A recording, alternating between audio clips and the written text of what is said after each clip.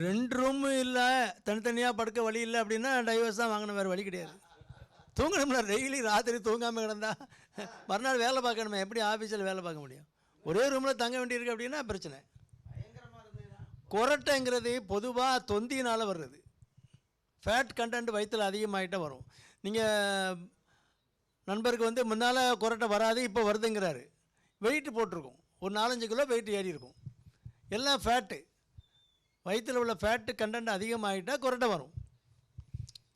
அது ரொம்ப கொரட்டை வந்தது அப்படின்னா ஒரு கொரட்டை கர்ன்னு இழுத்துக்கிட்டே இருக்கும், அப்படி கூடிக்கிட்டே போகும், டப்புன்னு நின்றுடும்.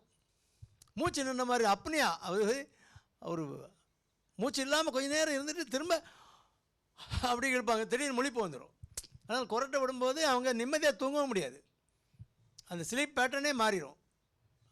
அதாவது அவங்க பைய விட்டுக்கிட்டே இருப்பாங்களா, அப்போ அந்த கொரட்டை அதிகமாக விடும்போது கார்பன் டை ஆக்சைடு கண்டென்ட் வந்து அதிகமாகிடும்.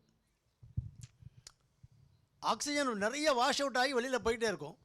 அப்போ டக்குன்னு அப்பனியாக வரும். மூச்சு நின்ற பிறகு என்ன ஆகும், கார்பன் டை ஆக்சைடு அதிகமாக உள்ள பில்டப் ஆக பிரெயின் ஸ்டிமுலேட் ஆகி திரும்ப மூச்சு வந்துடும்.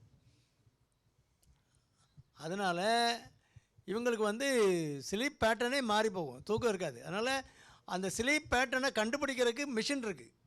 நைட்டு எப்படி தூங்குறீங்க, எந்த மாதிரி ஸ்லீப் உங்களுக்கு பேட்டர்ன் இருக்குது, அதில் என்ன டிஃபெக்ட் இருக்குன்னு பார்த்து கரெக்ட் பண்ணுறதுக்கெல்லாம் மருந்து இருக்குது. அப்போ அந்த மிஷினை நீங்கள் மாட்டிக்கணும். அது அந்த அந்த கொரட்டை கூடி போகுது இல்லையா, டக்குன்னு நிற்க போகிறதுக்கு போது அது ஸ்டிமுலேட் பண்ணி விட்ரும். ஆட்டோமேட்டிக்காக கண்டினியூஸாக ப்ரீத்திங் போயிட்டுருக்கும். உங்களுக்கு அந்த தூக்கம் டிஸ்டர்பன்ஸ் வராது.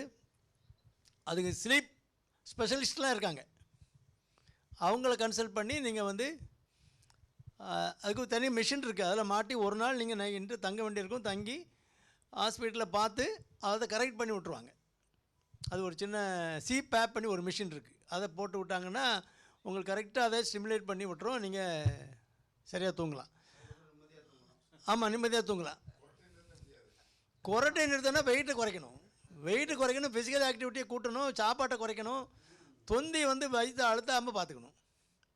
அதனால் டயப்ரம் நீங்கள் படுக்கும்போது இங்கே ப்ரெஷர் ஏறி ஒரு 5 கிலோ வயிற்றுக்குள்ளே ஃபேட் கண்டென்ட் அதிகமாகிட்டுன்னு வைங்க, நீங்கள் படுக்கும்போது என்ன ஆகுது, டயப்ரத்தை தானே அழுத்துது.